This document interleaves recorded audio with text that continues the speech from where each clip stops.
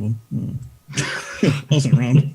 Hello and welcome. We're busy discussing the Coldstream Guard. I didn't even realise the Coldstream was a place.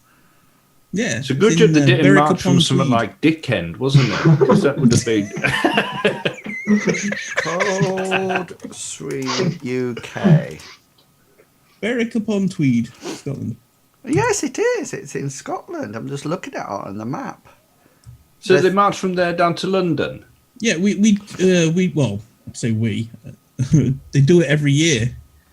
Have you done it? Yeah, I've done it. I've done it twice. How long does it take?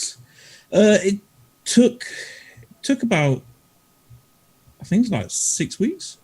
6 weeks? 6 weeks. Do you get paid for doing that? It's got a population. When you're marching down there, do you get paid, or is it like a holiday thing? Let's see. Now, I know whereabouts are we doing this from and to? Let's do it from our home time here. How far would it take to? Oh, it's on the east coast. I didn't realise that. Is it near Peterhead? It's near Berwick-upon Tweed, and it will only take 46 hours. How long did it take you? 6 weeks. 6 weeks? What do you do? Stop off at a pub every now and again? Have you got it? Have you got it set on the car? Have you got it set? Yeah, have you got it set on the car? No. Or the aeroplane? On the car. In the car, it says it'll take 2 hours 50 minutes from where to London. From where I am to that place. Are we going to London? Hang on, then. Let's go to London. You just missed out half the country. Yeah. Okay. All right, here we go. Which route do we want to take? Don't go the M1. It'll be chocker. I went. Oh no! If we go one route, it goes via Nottingham, so that'll be helpful. Right. That will take. That will take. By car, it'll take 6 hours 14 minutes, and on foot, it will take 6 weeks. No, 110 hours. 110 hours. Somebody convert. Depends on how long you're going per day, doesn't it? Yeah. 110 hours. So you're only marching 4 hours a day. Oh no! It's 6. No, it's not. It's 0.65 of a week. What's that? Marching how many? 4 hours a day? Well, just marching all the time. It won't take long. Yeah, just. I don't think you can march for 24 hours a day. I'm sorry. They just made a mountain out of a molehill, didn't they?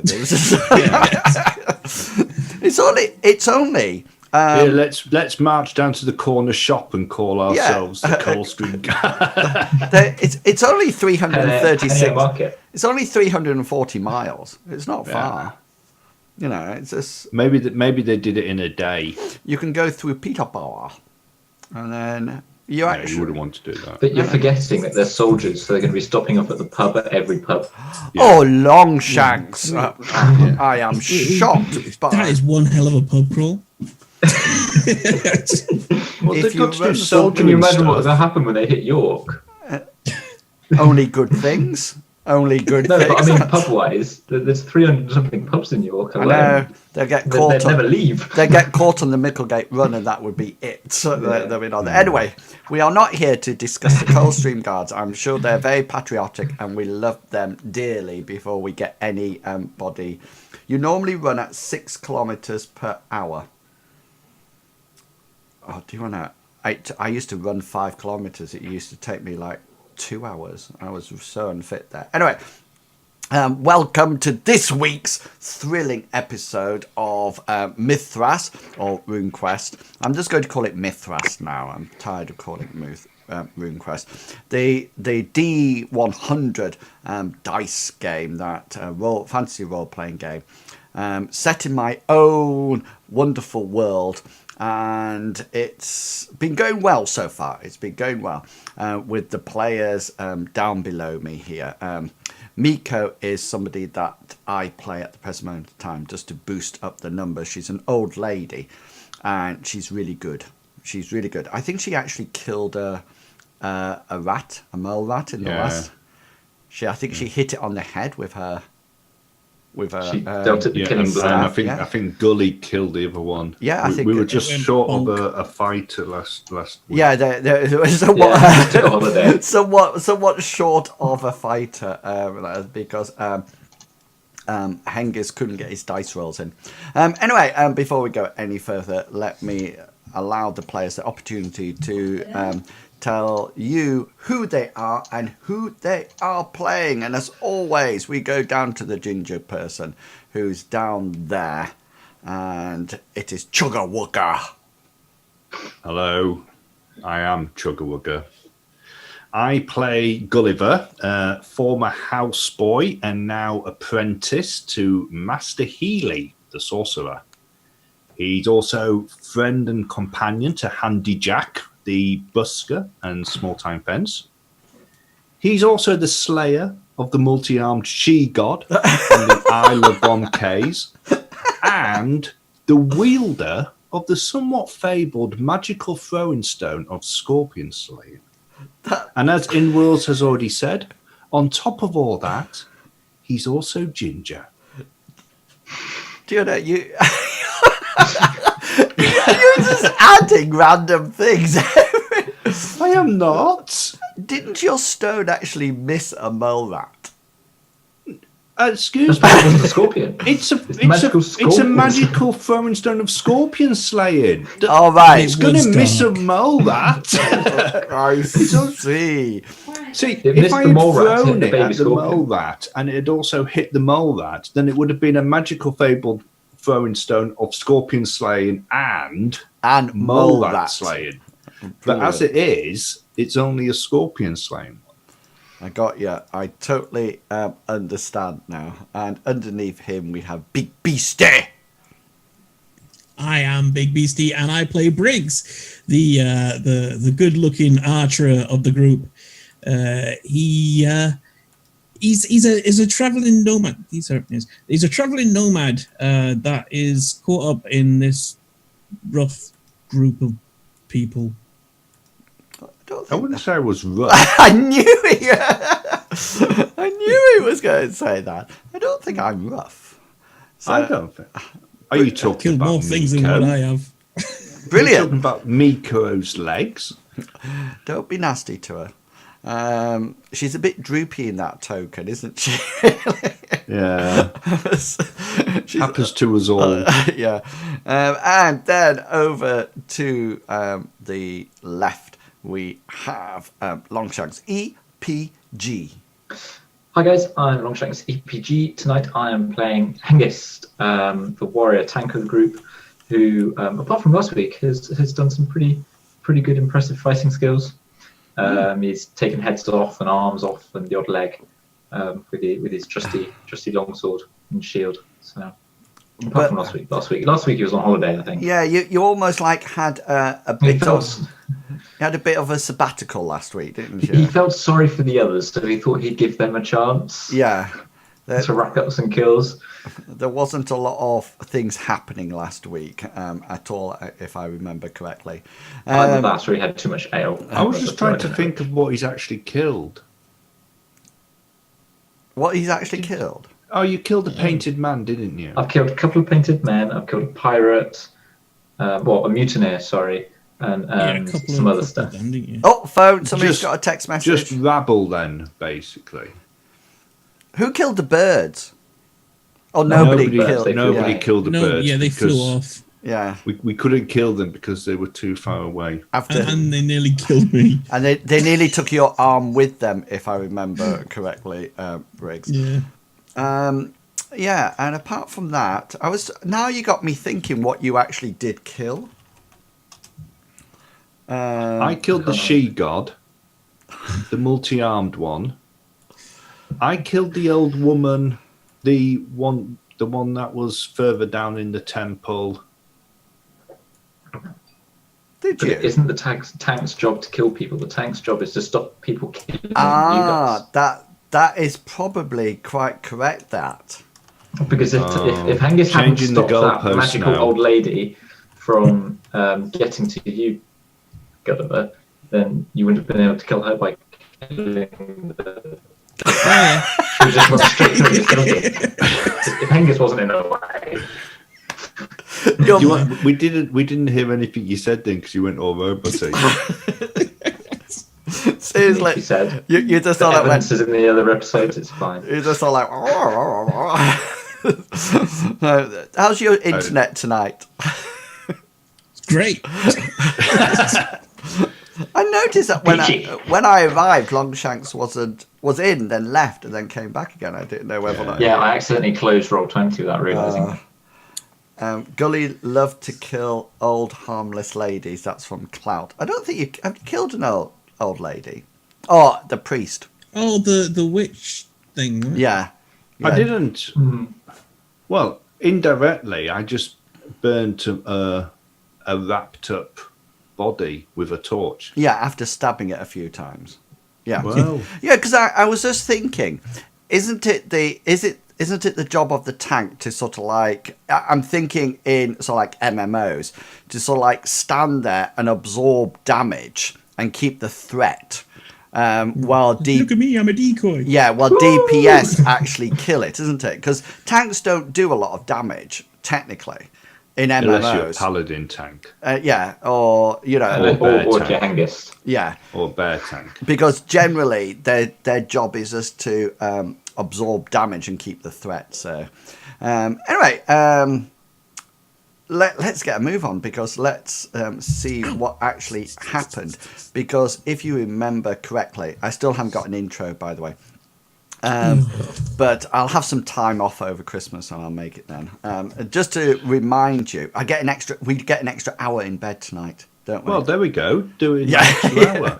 Takes longer than an hour. Yeah, clocks go. No, we do. Clocks go back at 2:00 this morning. We get an extra hour. Yeah.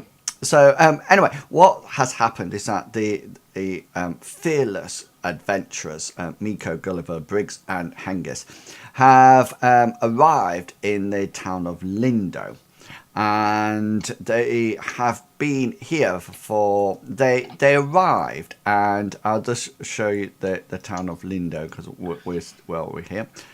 This is where they arrived, and number one down here. When they arrived at number one is the hairy hobgoblin, which is where Captain Seatide told them to go and have some take up accommodation and have a room and something to eat. While they were there, they offered their services to the proprietor of the hobgoblin, who was called Basil Earless. Basil the Earless. Yes, Basil Earless. And of course, he has some rather tall tales, why and how he came to be earless. Anyway, Basil agreed to give them some months free board and lodgings if they could solve for him a problem that he was having with his lower quarters. And what? The thing Hengist has also got that problem now with his galloping knobrot. I've forgotten about that. Oh, I haven't. And so, anyway, the party, poor Basil Earless has been losing ale and food from his cellars. So the party went down below, underneath the hairy hobgoblin. Where they located this area, and they were in here, and you can see here where the crates are, just here. This was when they found that those crates weren't there, and out of that tunnel came some rather nasty mole rats, which they managed to kill quite successfully.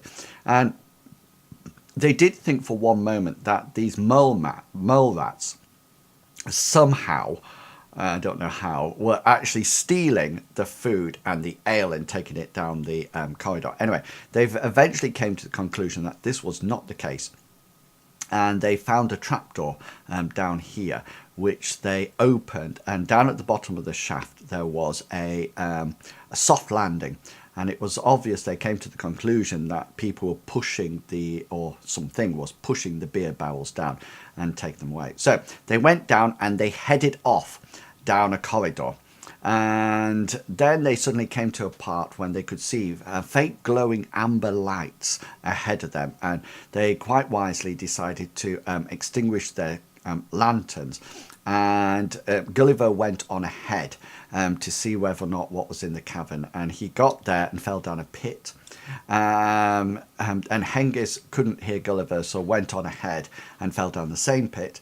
And then they found 2 planks of wood, if you remember, guys, on either side that they managed to put across to help Lady Miko across and Briggs. And then we left the adventure last time and coming into this area. If you remember, yeah? Is that cicadas? You know what, sorry? Them bugs. Which bugs? Can you not hear them? No? Bugs in my ears. Yeah. Have you got some else on in the background? Are you playing another game? So, yeah. So, guys, you should have your light sources working now. I didn't have them working last time. So I think, Gulliver, you've got a lantern there, yeah? Yeah. And you should be able to see it. Miko also has a lantern. I don't think Hengist doesn't, Nope. and neither does Briggs. And so No, I don't. yeah, so you can see from your, if I click on Gulliver, you can see his lantern. I've also sorted out the light, the boundary, so you can't cross over or anything. Just like I've just basically taken the time to put the dynamic lighting up. You can see, I think, Gulliver, these. Yes. Yeah, so those are, they appear to be what, the best way to describe them are probably like mini volcanoes. So they're quite conical in shape, and they're not spewing out anything. There just seems to be a glow from within. So you can't actually see in them, so they almost like go up. And then there's obviously a dip, but there is a pale light coming from within them. Everything else is exactly how it seems.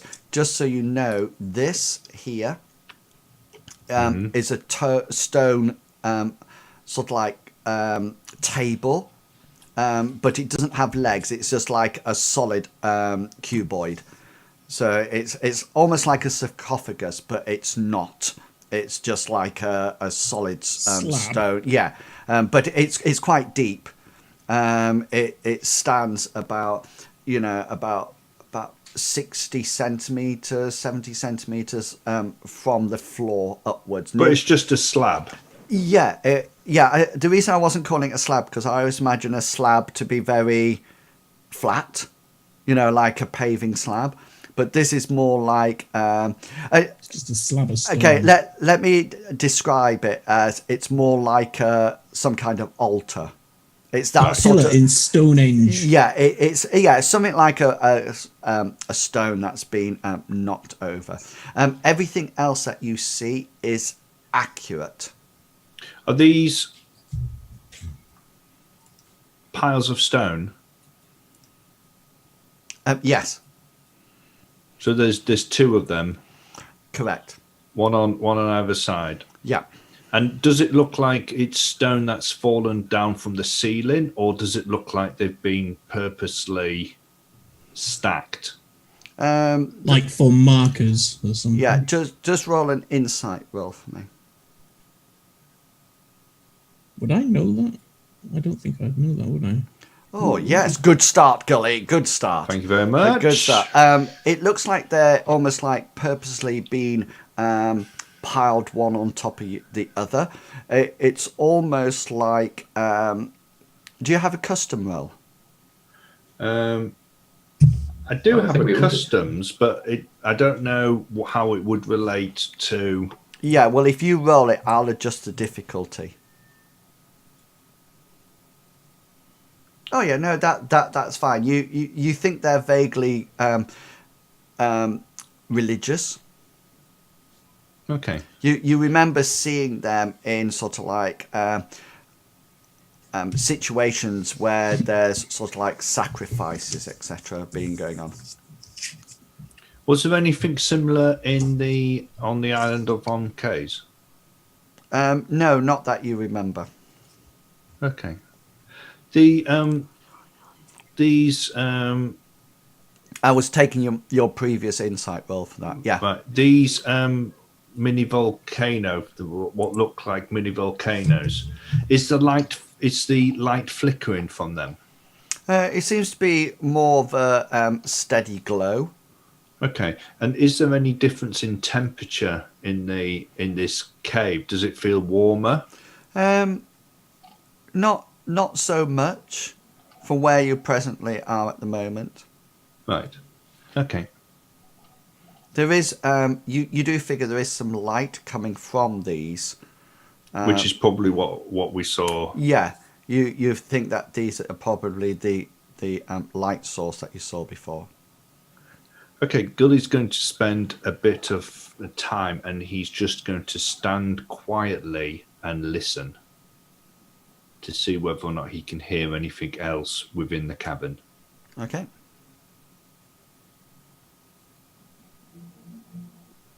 Okay, make a perception roll.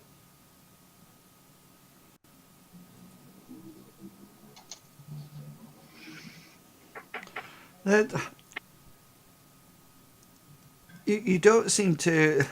There is something very far off. It's not completely quiet. There's definitely something sort of like far off, but you can hear it every now and again, but you can't sort of like discern what it actually is. It's all. Oh, that's a firework if you heard that. It's quite a constant noise.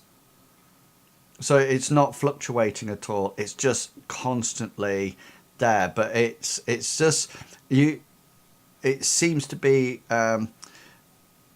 You come to the conclusion that you're quite sort of like in a shielded area here because you're in the still in the tunnel, and it might become more apparent once you're actually in the cave. Okay, are there any markings on the floor? Gully's going down the route that if somebody had rolled the barrel over this pit, they might have continued rolling it. Yeah, and in which case he doesn't have anything like tracking or anything. But does anybody have tracking? I have no idea. I believe I do. So Brigs would be a better one to sort of like ascertain whether or not it's been done. So Gully, you can call him over. You'll have to. I think he's still on the opposite side of the pit at the moment. Yeah, I am. Yeah. Do I need to roll anything to get across? I can't No, remember. no. It's just like a plank of wood. Okay. You probably need to be further up next to Gulliver, and then you'll be able to do it. That's it. Yeah. So Gully's going to say to Briggs, can you see anything in the on the ground? Maybe where they've been pushing a barrel over, or even footprints. And if you can you see which way they go? Can you? Okay, Briggs is just going to nod his head and crouch down and look at the ground really carefully. Cool. Gully's going to crouch down with him so that he's almost there with the lantern, holding it. Yeah, not a thing. No, it depends because it depends on the difficulty. So I, in my notes, have the difficulty rating. So you roll that, so I know whether or not it's easy, very easy, hard, whatever. So it's a bit like any information I give you, you actually don't know whether or not it's right or not. Fair. You know, because of the difficult, unless you get nothing right, of course. You can actually see various marks where it's obvious that a barrel has been rolled, and there appears to be the odd boot print. They're not very big though. They're not sort of like massive. It's not sort of like ogre size. You think that they're probably Would you say children? Yeah, maybe somewhere between child and young adult. I mean, they're not as big as Hengist's boots and yours. Okay. Maybe about Gully's size. Who's I think Gully's only 17. Is that right? Gully 17, yeah. Yeah. Okay, so Gully's going to leave it for a while when he watches Briggs do his stuff, and every occasionally he's going to say, "Have you found anything, Briggs? Have you? Are there any tracks, Briggs? Are there? Which way did they go? Have you found anything?" can he see if they went in a direction? Yeah, they seem to be going in both up this tunnel and down this tunnel. So both the way that you've come from, and into the cavern. So I can't, or he can't see them like rolling off in this direction over here, or not this direction. Not you. Currently, you can see that they actually it just goes straight. Comes into this area like that. Okay. You could probably, So, once you're in, you could probably say get to this point, say, and then make another tracking roll. Okay. So yeah, he's gonna be down, looking at the area.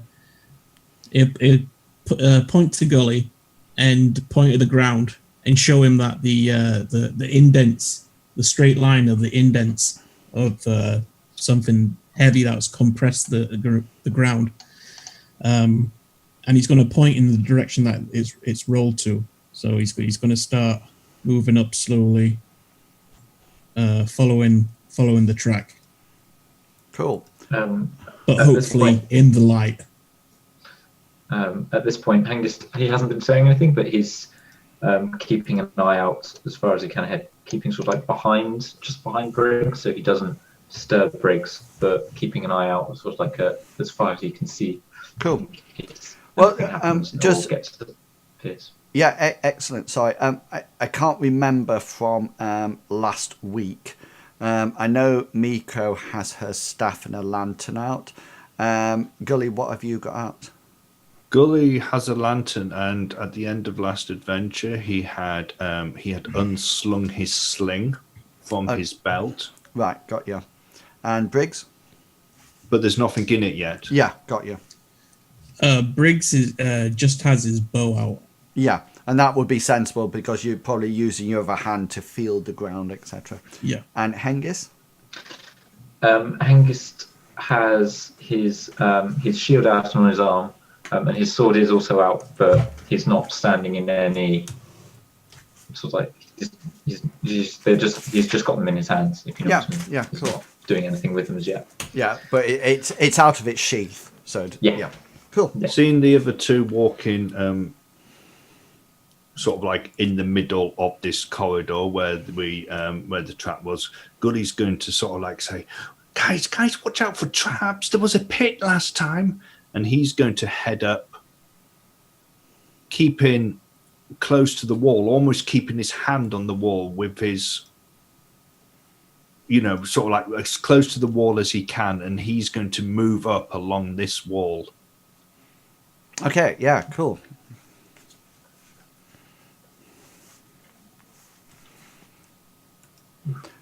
So,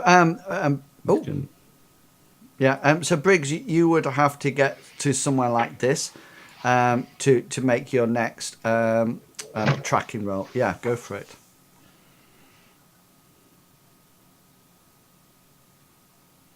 Yeah, you figure that they seem to almost like peter out here.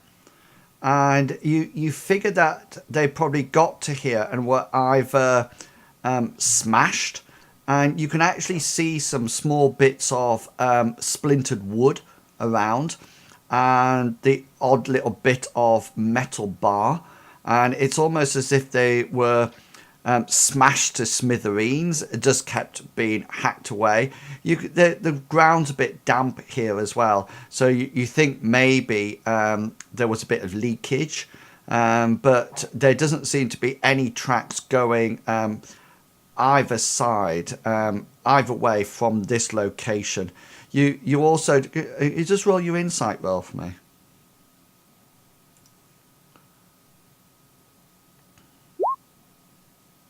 Yeah, you also notice that you're actually directly in between these two stone pillars. So you're sort of like down there, sort of like looking at things, and then you suddenly look up and you notice that you're in direct line for both those pillars. Gully's interested in these bones. Yeah. What type of bones are they? What skill would you like to? Do you have an appropriate skill that you would like to roll? Well, is there anything that maybe looks like a human skull? Well, as you can see, there's nothing that looks like a human skull. From the bones are exactly how they are. Right. Okay. Are they bigger than a human bone, or? Well, it's really difficult to tell because of the. It looks like they're snapped up. But do you have a roll that you would like to do? I have nothing that I would be able to tell.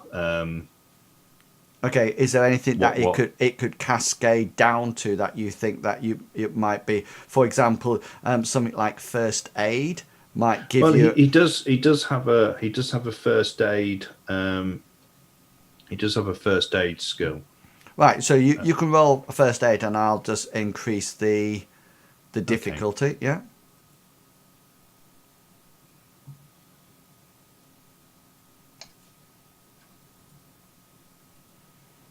Okay. Yeah. Yeah. You think they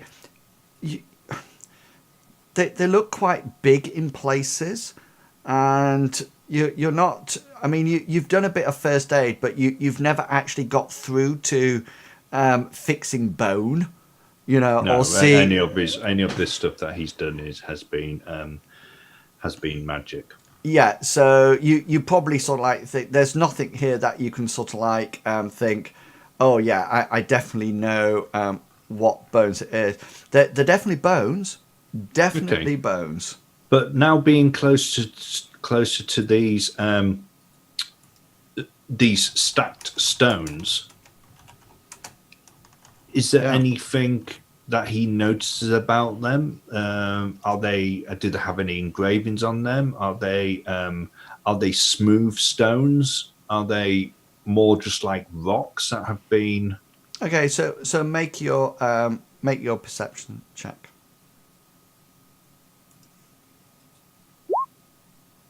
Boom. Oh, nice. Critical. So people watching the stream, if it comes up with a star, that actually means it's a critical. If it comes up with an exclamation mark, that means it's a fumble. Yeah, they're very strange. They're actually stone, but they're extremely smooth. Every single one of them are smooth, and they seem to be carefully balanced one on top of the other. And you sort of like have a quick look around the place, and they don't look like the stones from here. Right. It looks like they've probably come from somewhere else.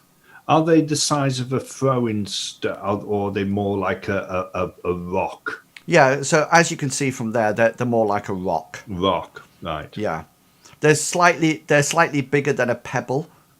Right. But so if you're watching, can you see my mm-hmm. Yeah. They're about like this size. Right. And about like a small boulder. Yeah, about that. But you can see, Gully, that they're perfectly smooth. Right. And what colour are they? Variety. Right, okay. But there's some white ones, there's some eggshell grey, eggshell blue ones, there's some grey ones, there's some dark ones. And that's what gives you this idea that it's not actually from these surrounding area. Right. Okay. So Gully wants to make his way round the side, trying not to stand on any of these bones, and he wants to get up to here in between these stones and this wall to see what else he can see. Right, so you can actually see what you can see now. What is it? What are you want? What's this? It seems to be some kind of skin on the floor. Okay. It looks, as you can see, it's almost like it doesn't look human, and it looks like it's flat on the floor, and it's almost like spread out. The top half looks human or humanoidish. So it doesn't look like it's something that's rotting or anything like that. No, it looks mighty strange.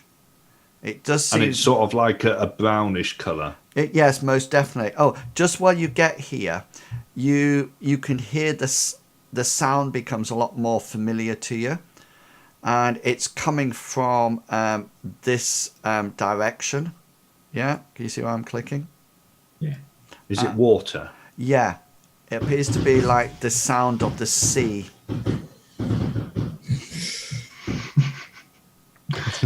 You're right there, Big. Okay. From what Gully remembers, we were heading west from, were we, or were we heading north? We were heading towards the docks, but I couldn't remember whether or not we were heading towards the docks where we came in, or we were heading towards the sort of like the army one, because there was one that was sort of like a military dock, wasn't there? Does anybody have like a survival role? Hengist does, yeah.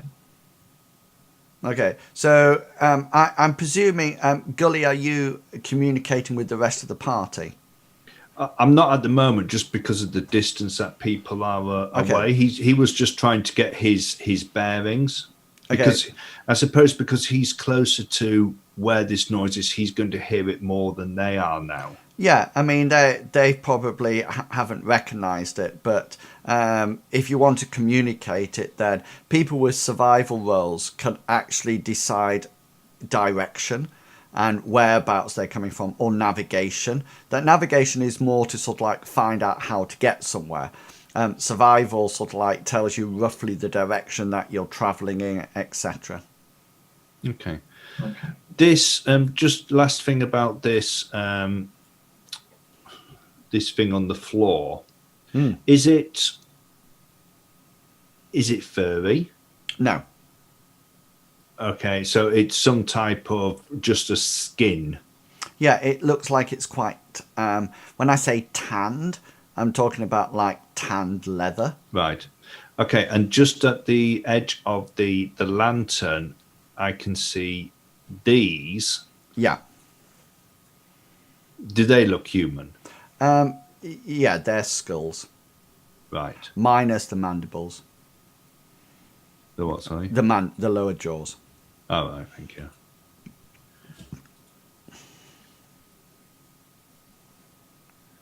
Gully's going to look over at the rest. And then look back. Hengist is going to have seen that Gully has seen something a bit strange and perturbing or disturbing, and he's going to walk towards him, but being careful to cross behind Briggs so that he doesn't tread over any of the tracks, because Briggs, I'm assuming Briggs is still closely examining the ground. And then he's going to go to Gully and go, what you seen? You look as white as a sheet. Gully's going to say, I think we're close to the coast. I can hear this. I can hear the sea. I think this is an old smuggler's tunnel. You know, when they want to get things into the town without alerting the guards. I think that's what it's. I don't think I don't. I don't think anybody else knows about this tunnel. There's one way to find out. Follow the tunnel, see where it leads. I don't think Basil knows about it. Should we be following the tunnel or should we be following the barrels? Well, we need to see if it's one and the same. Fully explore the cave, see if there's more than one exit. If there is, then we can see where the barrels go. If not, and there's only one exit, then it doesn't really matter. There's something dead over there. Gully's going to lift the torch up and point. He's going to put his sling away, by the way. Yeah. Because he needs his other hand. And Yeah. he's going to point. Hengist He's can going see to point it, yeah. down to its left, just so that he can see the this tanned hide. That are these what they actually look like as well? No, these seem to be the skulls of These. these are like skulls of what appear to be almost like Highland cattle head. I think you can. Okay. I think you can see another one as well. Yeah, there's one here. And Briggs is gonna, hearing this going on, Briggs is gonna stand up and when everyone's is like paying attention to him, he's just gonna shrug and point to the ground. Looks like we've lost the trail of the barrels. Hengist is going to put his shield on his back, and he's going to move over and have a look at the weird tanned skinny thing, and then sort of like see what he can make of it. If it's sort of like how big it is, and try and work out what it is. Where it could have come from. So I mean, it's as big as what it seems there, and it seems to be. It seems the bottom half seems to be almost like serpentine, and the top half seems to be almost like humanoid arms. Do you have any? What's the role you would like to use? Is there a skill that you have that you would like to use to sort of like determine what it actually is beyond the description? An insight, maybe? Would that be? I almost like need something that would give you knowledge to sort of like say it's a so and so. Do you have any law skills or? No, not for the situation. I've got law for society and strategy, tactics, and military history, but that's it. For law so you sort of like it looks like a hideous beast. Just roll your survival roll while you're here as well. Okay, you figure that this tunnel probably goes towards the sea. Okay. But which sea, you're not too sure. Hengist is going to convey that to the party. He's going to go, sounds like this tunnel, and he gestures with his longsword, by fully extending his arm and using the tip of his longsword to point at the tunnel. I think this one goes towards the sea on the coast. I can smell a bit of a salty air coming from that tunnel. Gully's going to look at him and say, Hengist, you probably want to make less noise because we don't know what's down here. And with that, Gully is going to start very carefully walking over to one of these cone things. He's going to keep his other hand outstretched to see whether or not he can feel any difference in temperature. As you move towards them, you suddenly can you see over here? This is almost like a ramp. Going up. See that, yeah. Going up to the next area. So if you see here where the shadows are, here and here, this is not a big drop. It's only about this much, but there's definitely a ramp going. It definitely goes up. Yeah, there is some heat coming off these as you get closer and closer. There's also there's also an almost like a strange smell coming from them. Yes, Hengist. Sorry. Hengist wants to have a, now that he's worked out roughly where that tunnel is coming from, he's going to turn his attention back to this pile of skin, and he's going to gently poke it with his sword, because he's not too sure if it's just like a pile of skin or if it's something that's sleeping. It looks like a tanned leather hide. It looks like it's probably the skin of some creature, but it's very dried out, and almost like it looks like it's still quite supple though. It hasn't sort of like dried out completely, and it's not pinned down or anything. It just seems to be almost like as if it's flopped there and then dried out. There's no sign of blood around it or anything like that. Is there anything different about this slab or altar, as we're going to call it, just for a better word? Does it have sort of like any grooves cut in it? Is there any sort of like dark stained patches? Is it covered in moss? Right, so it's not covered in moss, but what you do see down the side that you are at, there seems to be some kind of almost like hieroglyphic language carved into it, and you can see from your torchlight that it's not sort of like casually scraped in it. It's quite embossed, and there's quite a relief on it. It doesn't seem to, it's not like the scenes that you saw on the island. It doesn't depict anything, but it seems to be some kind of almost like runic language going along this side. It's obviously a big bit of rock. Is it of the same sort of like material as these? I know it's of the same material, but is it smooth like the other ones at all, or Most do you know, definitely. like these little rocks? Yeah, you definitely think that this and these and this one over here all probably originated from the same sort of like area. But this thing is massive. It's a big bit of rock. Yeah, so it stands about, if you were stood up, it's probably comes to your waist. Right. So it's quite high.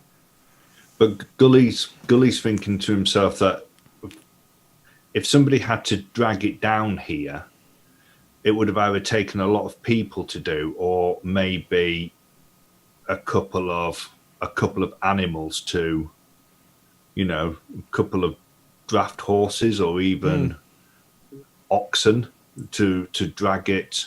You can see it from the base. It's obviously been here for quite some time. Right. It's not as if it's recently been put there, because you can see the edge of the soil and rock has actually come up on either side. You know, so it's not as if it's just been placed there recently. It's obviously been placed there for some time, and this cavern has sort of like developed around it. Okay, so how tall are they? Those come up to about your waist as well. Okay, so Gully's going to continue moving towards it. I do apologise for the shadows, by the way, because the shadows are going the wrong direction for your light. I was going to say that. Yeah, from your light source. He's going to go. He's going to go up to it, and before he wants to reach out his hand and he wants to touch the rock, but sort of like very quickly, just to see whether or not it's hot. Yeah, the sides are definitely warm.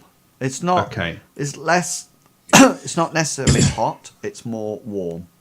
Okay, and then he's going to peer over the top of it. Yeah, and have a look. There seems to be some charcoal or something down there, slowly letting off a dull light. It seems to be glowing, It's not volcanic or anything like that. So it's more man-made than natural. Well, it's like glowing rocks in there. Okay. Hengist is going to slowly make his way back to the group, just to make sure that everyone's all right. Because obviously he was off paying attention to. He's had his attentions on other things, mainly that pile of skin. And he's gonna cross over and have a look down this way a little bit as well. So at the moment, the only people that have a lantern is me and Miko. Correct. Yeah. So it's all right. So Hengist can just see what to the edge of both your lanterns. You can't see any further than that. So you can see that there's seems to be one of these skulls that you should be able to see, Hengist, and you can see that the tunnel sort of like heads off, and you can also see this ramp area to the southeast as well, as I described earlier. Gully is going to head towards the next mini volcano, I'm going to call it, just for the hell of calling it something. Okay. And but he's going to keep it in between him and the ramp, if you see what I mean. Yeah, that's cool. Okay, Hengist, what would you like to do? Hengist is going to sort of like shadow Gully, but on the other side, but not going not going too far ahead, because he wants to stay fairly close to the others as well. So, are you going to go up and have a look in this thing, or are you just sort of like? He's just making sure that he's within easy reach of the rest of the party. If you know what I mean. Just in case anything happens, he's just thinking if they get attacked, he wants to be able to get to someone quickly. Yeah, well, Gully, just so you know, if Gully is, I mean, from point of attacks, this is could be attacked from here, or here, in which case Gully would be completely defenseless, or here. Sorry, I don't know if that's in your, or it here. Is, yeah. So Hengist is happy where he is, but because he's he's confident he could get to Gully quickly enough. Okay, so so you just want to stand there, yeah? Yeah, he's happy standing. Okay then, Briggs, what would you like to do? Briggs is gonna look at Mika and like suggest that we go and have a look at this skin. He wants to see if he's seen anything like it, or if he's or if he could like use any of it for armor wise, if it was possible. Okay, so she's quite happy to go there. So if you move yourself up, and then she can come up alongside you, like so. He's also going to turn around to her and ask if she's ever seen anything like that. So he'd be like, it's a you seen this before? Yeah.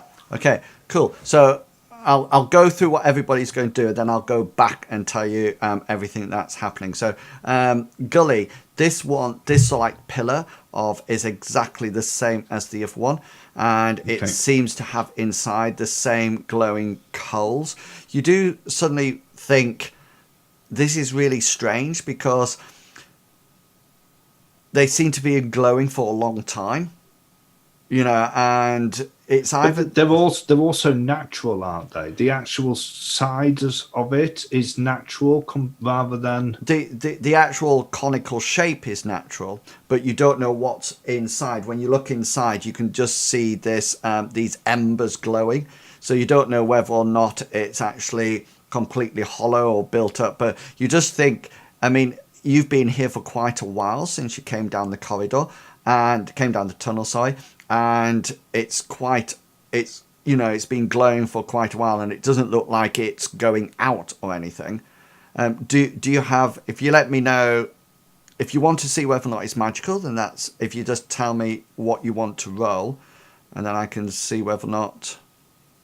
Do you have an appropriate skill? To be honest with you, I don't have any.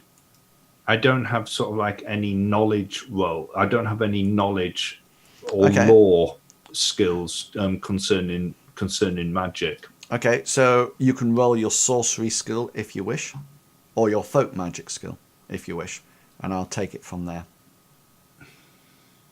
Either one. Just decide which one you're going to roll. They're probably both the same, maybe. I don't know. No, I roll my invocation because it's cool. No, I roll my folk magic Yeah. because it's lower. Yeah, you figured there's probably some kind of magic at work here, but it's definitely some low magic.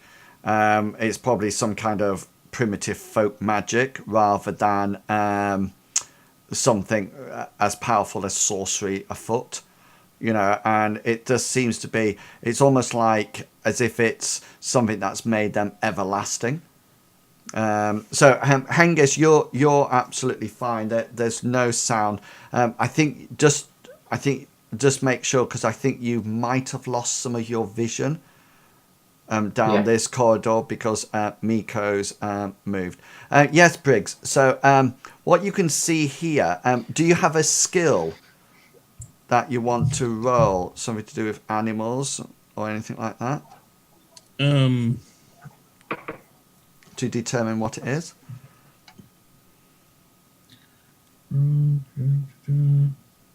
No.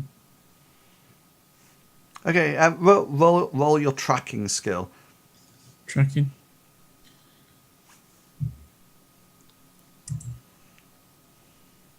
Yeah, you. That's a good roll.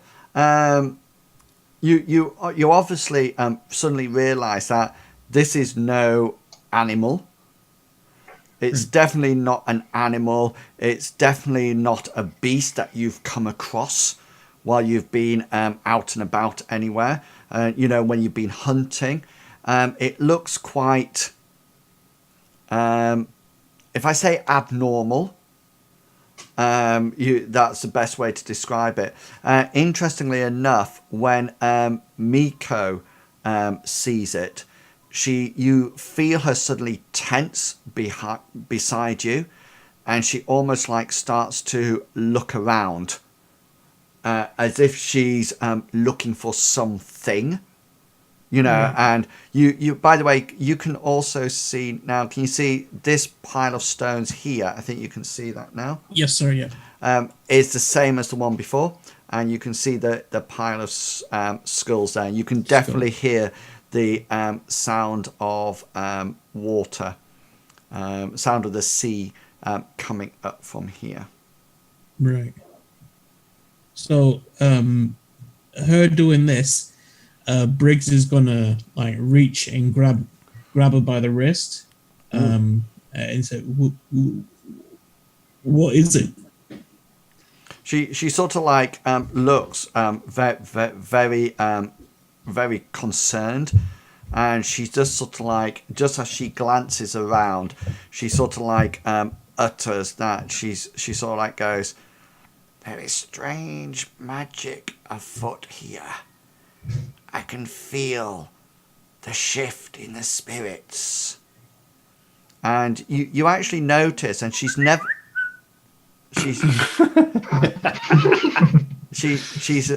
somebody who needs to read the things that I put up.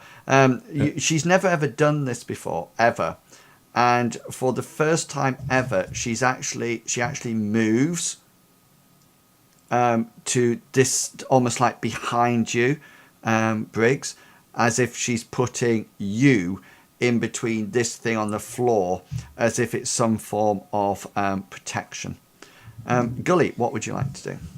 Tell me actions first. Gully wants to cast a spell. Okay, go for it. Tell me the spell. Okay, so he's going to reach out his hand with his two fingers crossed and sort of like hold it over this thing here, this little volcano, and he's going to. You hear him say, "Trevor," and he's going to cast the dispel. Okay. Folk magic or sorcery? It is folk magic. Go for So it. it'll only work against other folk magic. Yeah, got that. And I think it actually has to. It depends on its magnitude, doesn't it? I'm not sure Yeah, how it works, because I don't know whether or not folk magic has a magnitude in itself. Do you have the? I do. Let's pop it up.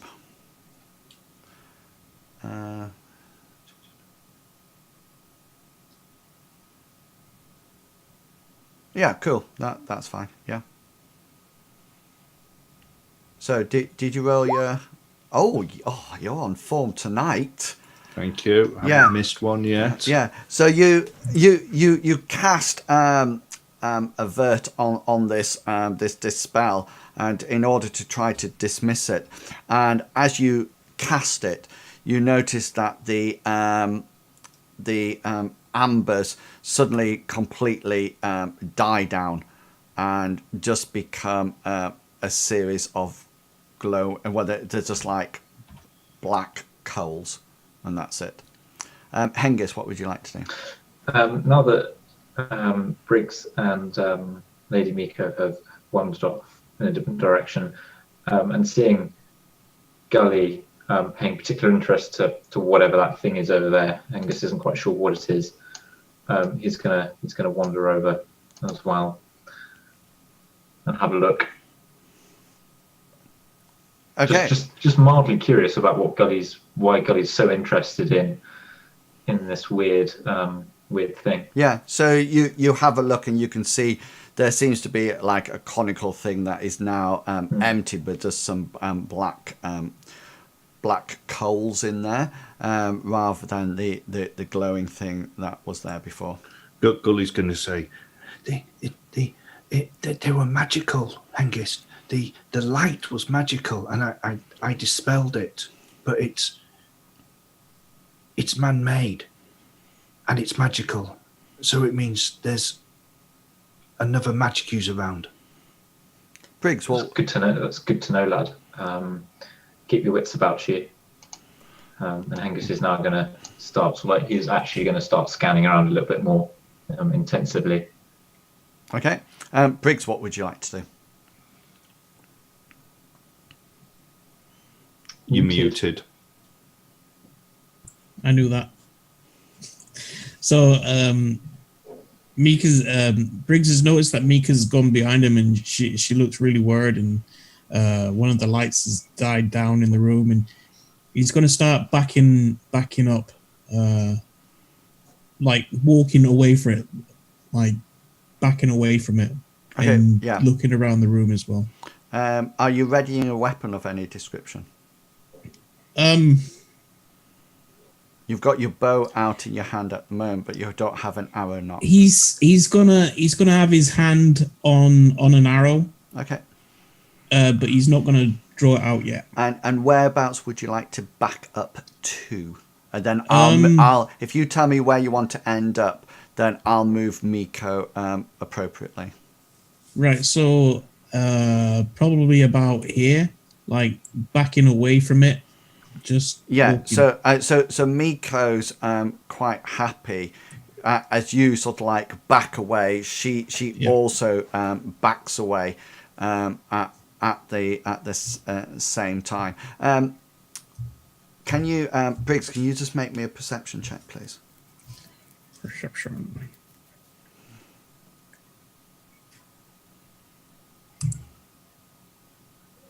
Yeah, as you back away, you suddenly notice that just as you get to about there, that the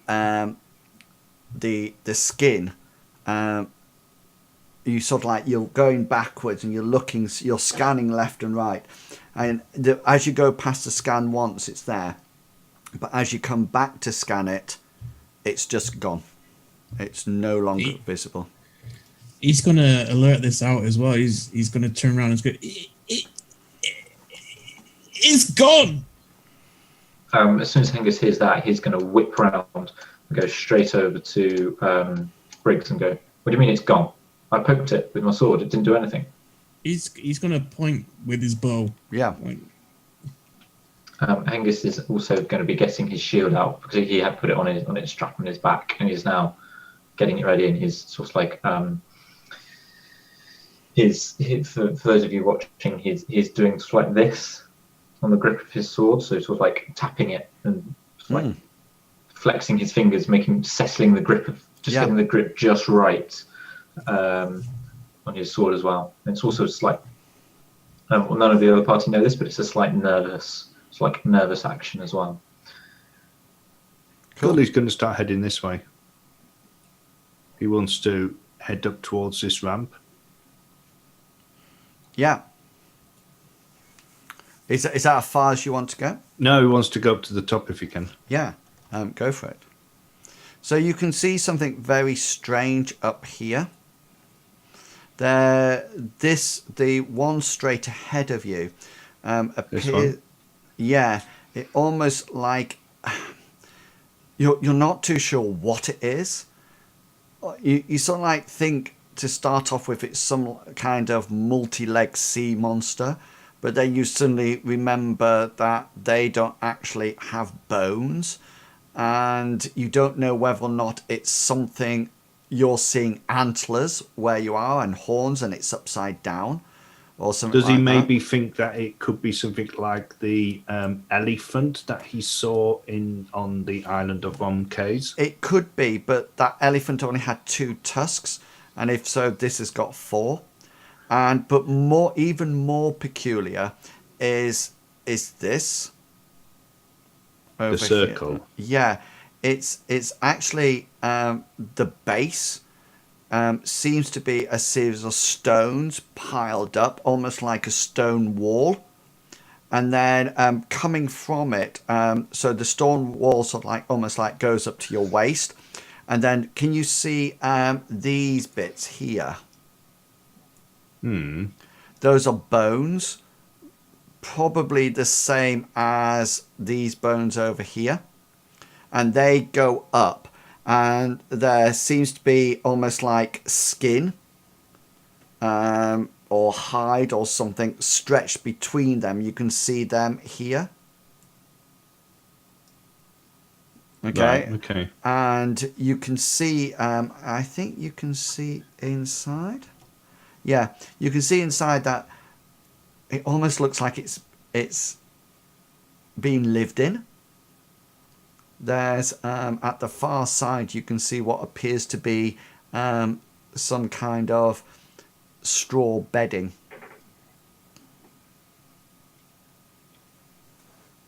So how tall is it? Probably up to...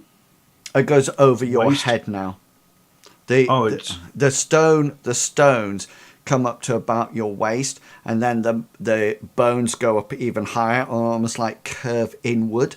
It doesn't look like it'll have a top on it, but just for my thing, of course Gully wouldn't know this, is it almost like a teepee type thing? Right. Just so that I can that's absolutely fine. Get my head around what it looks like. Hengist, what would you like to do? Hengist, he's been paying attention to that area, but he's just going, because he knows that Gully was behind him. He's going to cast his glance over his right shoulder, because that's where he knew Gully was last. I go over, see that Gully's disappeared off the ramp, and he's going to go, "Damn that inquisitive guys! Let's fall back a little bit and get closer to Gully." And he's going to start moving backwards, but moving backwards because he doesn't want to turn his back on where that thing disappeared from. Okay. And he's going to move just like about here-ish. Okay then. Is there any movement from inside? Briggs, what would you like to do?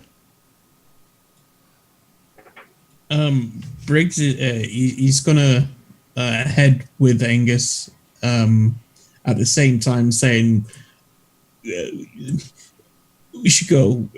We need. Let's go." As you start to move off, Mika does something that she's hasn't done at all, and she actually holds onto your shoulder, and almost like she has quite a firm grip. It's not a strong grip. She's not pulling you back, but she holds onto your shoulder, and she gets her her old mouth really close to your ears, and she says to you, she just says to you, "Protect me, Briggs, protect me." And she crouches down. She lays her staff down, and she almost like sits cross-legged on the floor, and you see her do this, and she just seems to close her eyes, and there's a faint sort of like sound coming from her lips. You can, if you now, Briggs, wish to move to where Hengist told you to move, or you can stay there. It's up to you. Briggs is he's gonna like pull the arrow out now. He ain't gonna he's just gonna have it held in his hand. But he's scouting around. He's just saying to himself, "No, no, no, no." Okay, Gulliver, we're back to you. Gully's going to start approaching this. He's holding the lantern up, and he's looking to see whether or not he can see anything moving inside through the bones and the hide. That's Make a perception roll for me.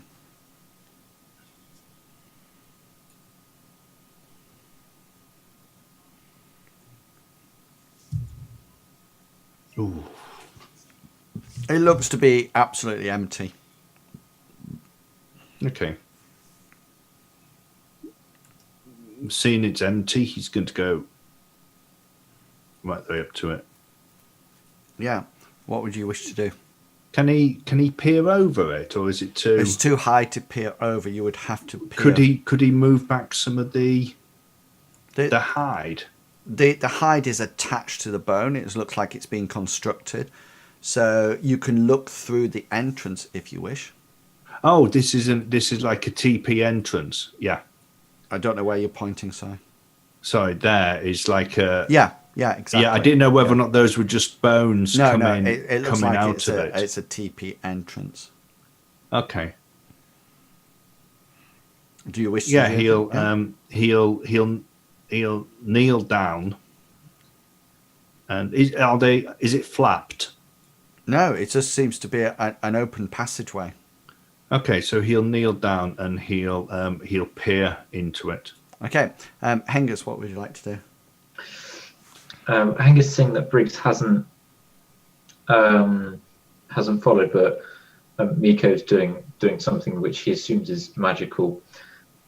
Briggs he's going to assume that Briggs is there to keep an eye on her, so he's going to cast a glance over at Briggs, nod, and say, "I understand what you're saying." He's going to in a hush, knowing that it can't travel. His voice, he doesn't want to raise his voice too high. He's just going to nod, and then he's going to back away and get slightly closer to Gully and do the same.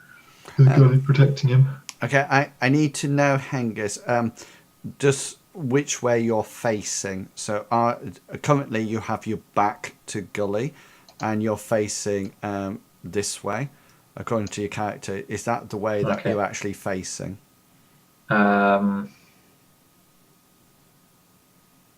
For the moment, yeah, he's backing, casting a glance over his shoulder to make sure that Gully is still there and that he's going in the right direction. He's not going to trip over anything, but he doesn't really want to turn his back to the last place he saw that thing moving or disappearing from.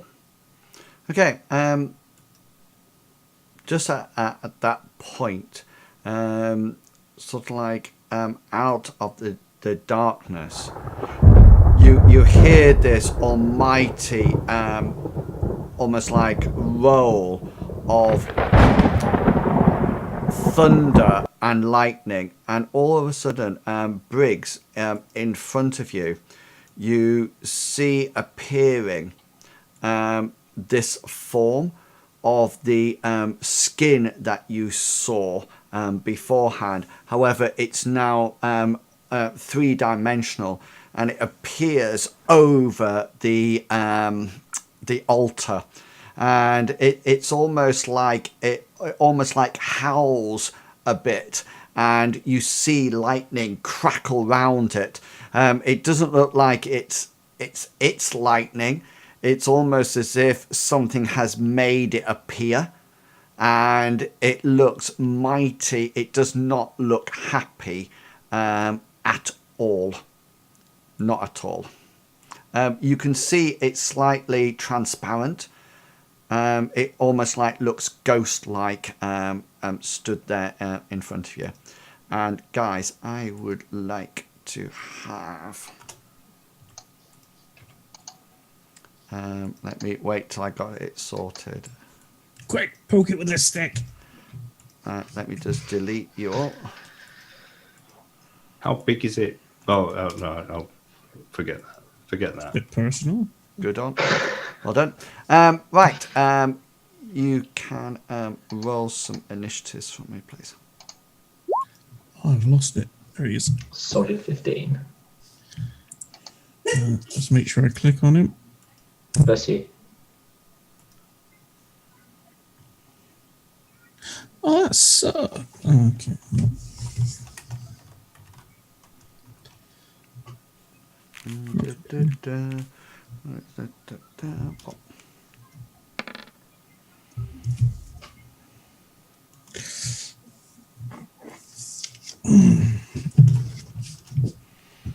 Sorry, I just need to, let me just roll Mistress Miko's, because she's busy in this a lot.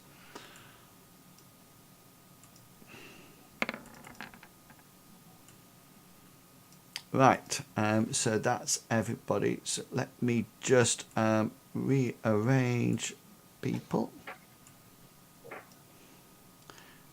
And we are ready. So guys, we're going into turn order now. So remember, any of your movement will now actually cost you action points, and any actions in a similar way will require action points to be spent. Gully, you'll be up first, and just to let you know, you've heard that. Okay, so Gully is. Did he get a chance to look into it before the sound? Yeah, it's empty. Okay, so as Gully's looking into this enclosure, he hears this almighty sound behind him, and he does one of those things when he turns around too quickly to look, and he almost sort of like goes backwards as he looks around. So he is facing the right way, but he sort of ends up with his back to the wall, almost sat down. Yeah, so you can actually see this thing. It's almost like towering above the altar, almost like writhing in pain as this sort of like electricity crackles round it. It's almost like cage-like. Right, Miko is going to do something that you don't know what she's doing, but she's obviously doing something. And Hengist, you're up. Yeah, Hengist is going to be slightly shocked by this thing, but also realise that he needs to protect everyone. So he's going to give out a great bellow, and he's going to charge towards it, finishing about here.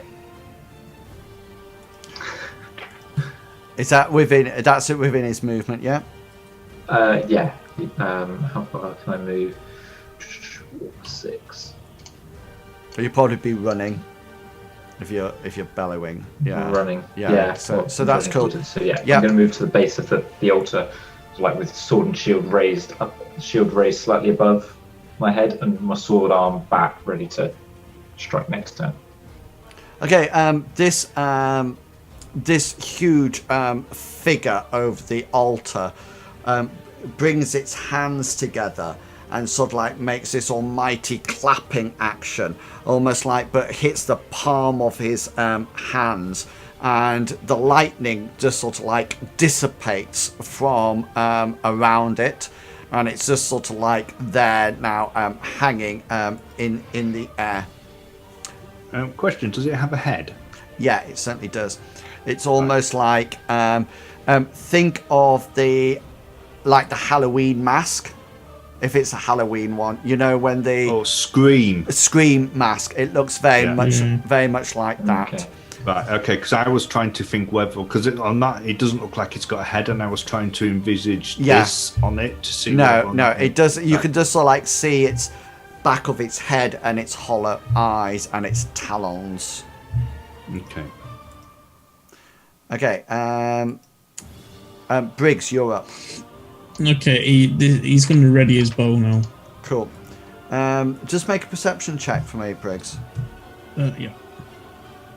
Oh wait.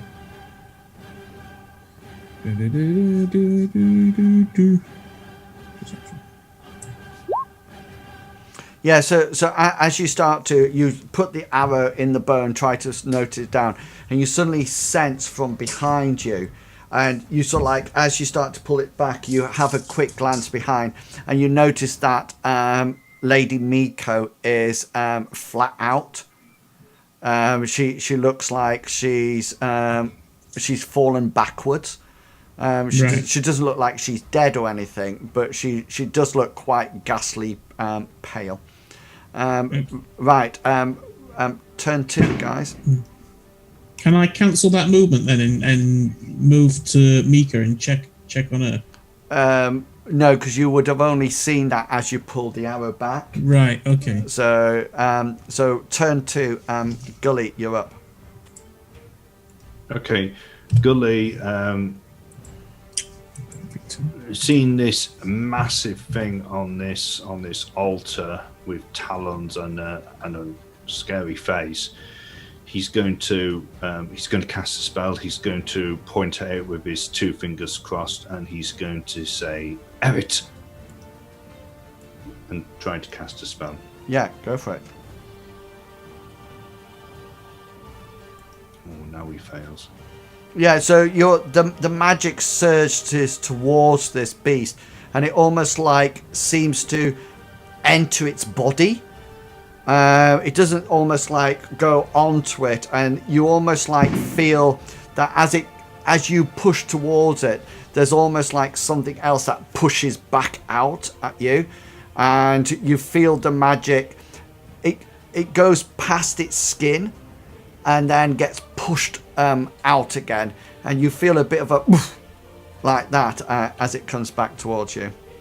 Okay, so that's yours.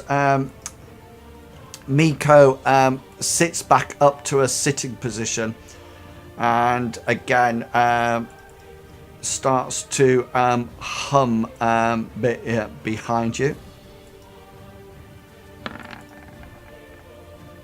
Okay, cool. And Hengist, you are up. Hengist wants to attack it if he's in range. I'm not sure. Yeah, you can probably hit one part of it. That's not a problem. Okay, so yeah, he's going to do that. Yeah, you give a mighty yell and you swing your sword at it, and it literally just goes straight through this towering beast. And you just feel that there's literally no resistance at all. It's as if you just swipe through thin air. Hengist is going to shout, "Damn it! And he's going to shout, "Gully, find that magician!"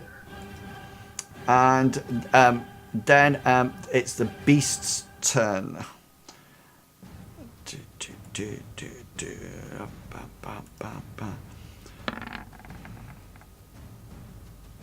So this huge beast you sort of like swipe through it, Hengist, and it almost like turns round at you, and almost like stares at you as if you're some sort of minion, and you think it's actually going to grab hold of you as it reaches out one of its hands, but as it reaches out, this pulse of electricity just goes straight out of it and hits you.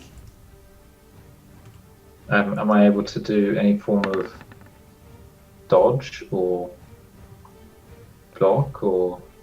You can parry if you wish. Or would I be able to try and sort of like dodge out of the way? You can try to evade if you wish. Yeah, he's going to try and do that. Cool. Make sure I've got the right one. No. No, so you Too yeah, you dive to one side to try to avoid it as you see the claw sort of like come across to hit you. But as you think the claw's going to hit you, you jump to one side and the electricity just goes like that out of you and hits you in your one. Oh, blimey, yeah. My oon is my right leg. That would have been a nice time to use a luck point. And you take 3 points of damage.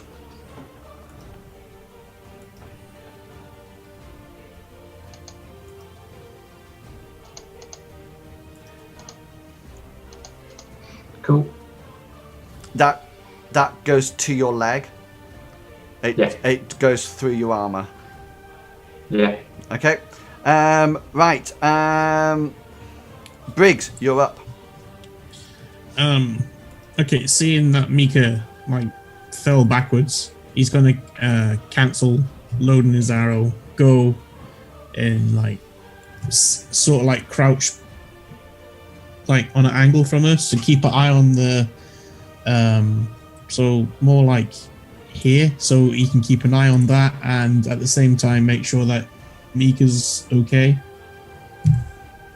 So you're going down to one side of her, yeah? Yeah, so I'm on one knee. Yeah. Knelt beside her. Yeah, beside her, not protecting her. Just so she gets it first. Yeah.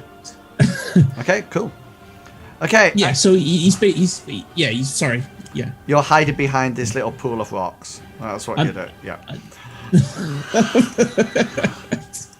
Okay. Turn 3. Gully, you're the only person who has. Yeah, sorry, I got one left. Yeah. I didn't alter it. It's all right. I'm altering them now, so I know. But you can keep All it right. up. It's good practice for you to keep up as well. So. Yeah. So now I've got something else popped up. Okay, so Gully's going to take in what he's seen so far is Hengist has tried to. Gully's tried to cast a spell on it, and it hasn't. It was almost like it was resisted it, and Hengist has tried to fire at it, Hit it. and he's tried to hit it, and his sword's just passed straight through it, and Briggs is actually making. You probably can't see way to the Briggs exit. at the moment. Okay, Gully is going to set off at a run with the torch, and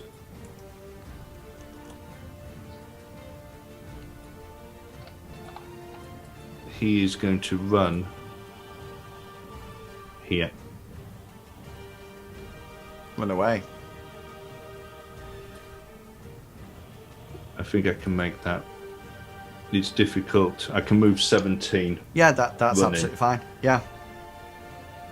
That's cool. Okay. So he wants to be next to these stones. Got ya. Okay, that's the end of combat round 1. So we're going into combat round 2. Don't type anything yet till I delete everybody from the turn order. and you can now roll your initiative.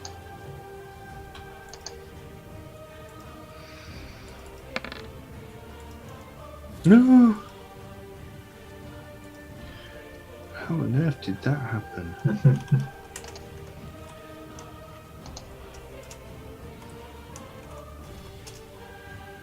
Rolled a 1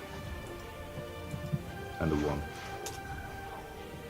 Okay, let's organise this.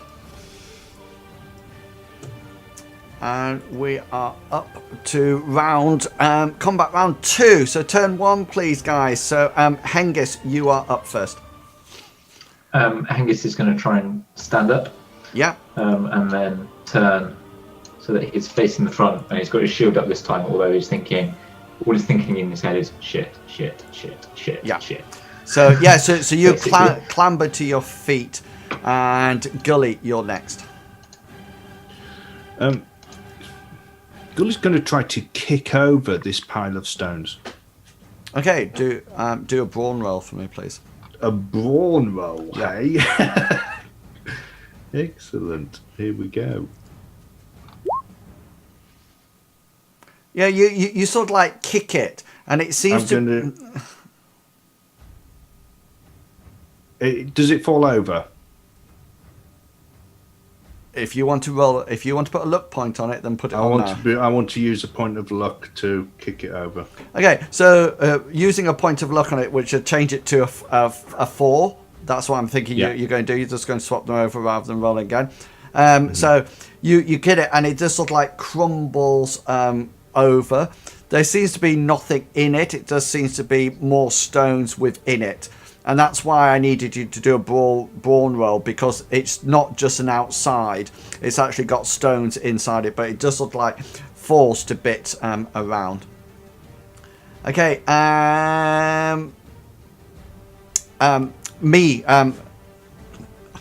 evil beastie thing.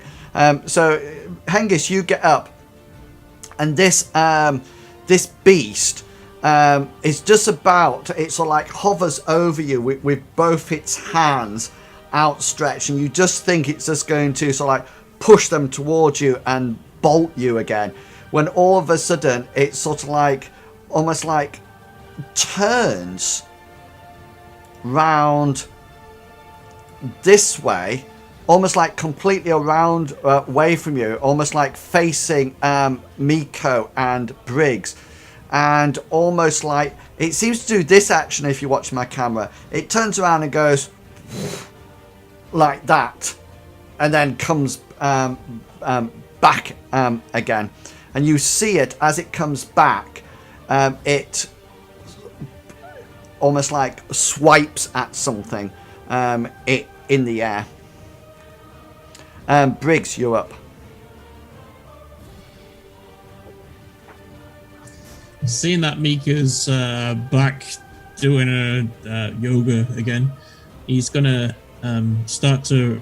Well, he's gonna move in front and ready his bow. Okay, so are you reloading it again? Yeah, he's gonna reload it. Okay, so this be round 1. Brilliant. So that's the end of that combat turn. So combat turn 2. Oh, every time. Hengist, you're up. Hengist is going to move as quick as he can on his now slightly dodgy right leg, because it's taken a fair amount of damage. It's taken a mole rat bite last week, and now it's just been swiped with electricity this week. Are you still in positive? Are you still in positive? I'm still in positive numbers, yeah. But he's feeling a bit of damage in his leg now. He's going to move as quick as he can to about here. And then again get behind his shield and just hope for the best, really. I think at the moment. Cool. Gully, you're up. So looking round, did kicking over these stones look like it do? Oh, just out of interest, now that he's further over here, can he see anything else down this passageway? Yeah, the corridor the tunnel just seems to go off into darkness. Right. Okay, so looking around, has kicking over this pile of stone actually done anything at all? It doesn't look like it, no. Okay.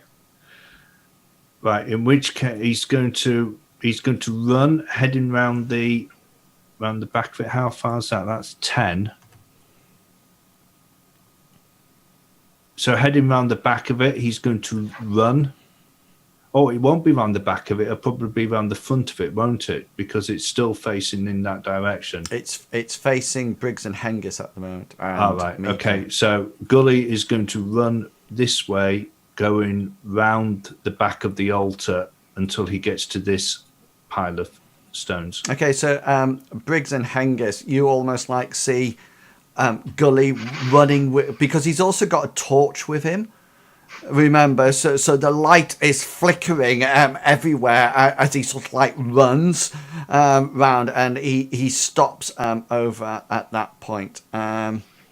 This beast almost like heads past you, Hengist, and comes to tower above you, Briggs, on its movement. Briggs, it's your go. And your bow will be ready to fire. Next round. Is it two turns it takes, doesn't it? 2 turns, yeah. Yeah, so this is your second turn. Is it? I thought I readied it last go. Yeah, so that's 1. So at the end of this turn, you fire. Oh, so I can fire. Yeah. Right. Okay. So yeah, he's gonna. It's point blank range on him, so he's just gonna let rip with it. Go for it. He knows what. I know what's gonna happen.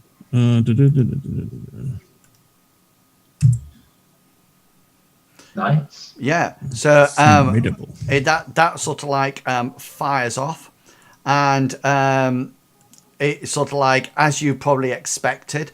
You pull back, you aim, you release the bow, and it just goes sailing through.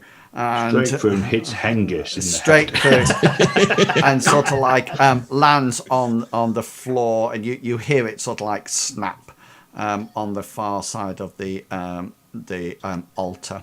As it's done that, he's gonna oh no, like so thing. And Miko is doing something.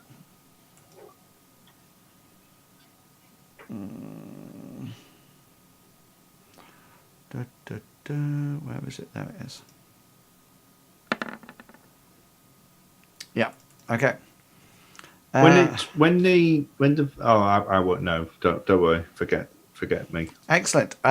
So we're now moving to turn 3.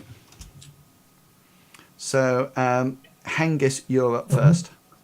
Hengist is going to give another huge yell, and he's going to swipe at it again. He's not thinking that it's going to do any damage. He's just more trying to attract its attention away from Briggs and Lady Miko.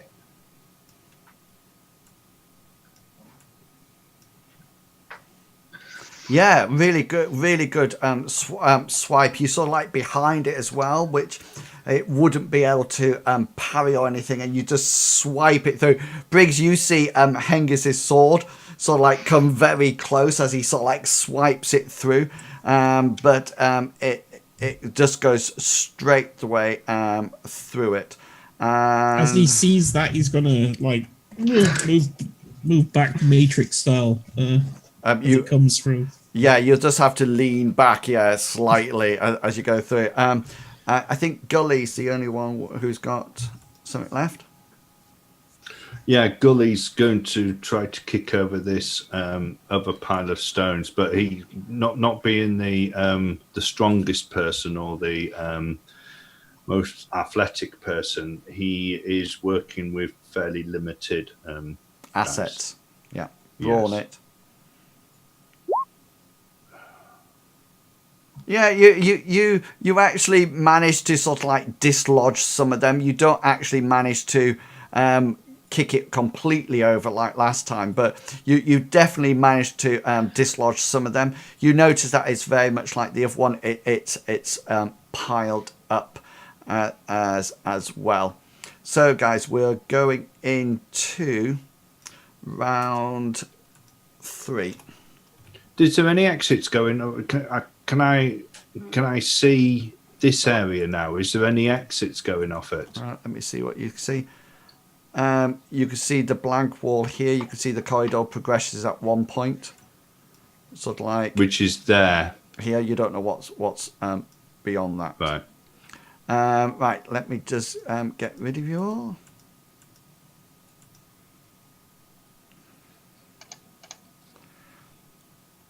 So this is, yeah, you can roll away. Solid 15 again.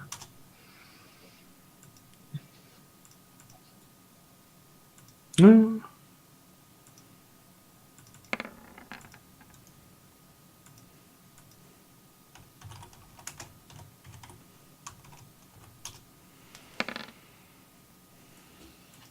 Solid 15. Right, so this is combat round 3. Gully, you need to make your fatigue roll. Yeah, I'll do it on my pass. Yeah, cool. And right, just before we go into this round, Hengist and Briggs, you suddenly notice something. Hengist to your right, Briggs to your left, just coming into the torchlight from the seaside tunnel that you've seen before.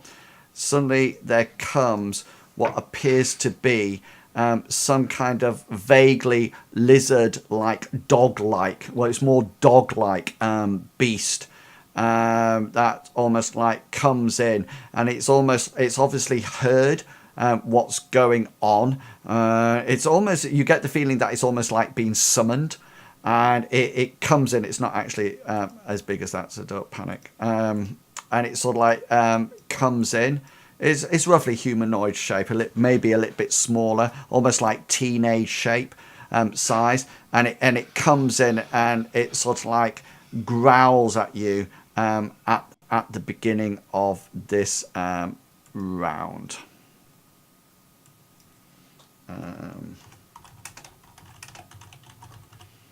Oops, hang on. I'm just putting it on the thing for you.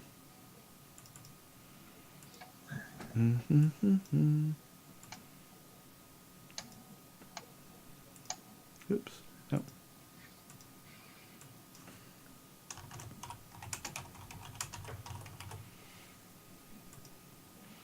And where's my initiative?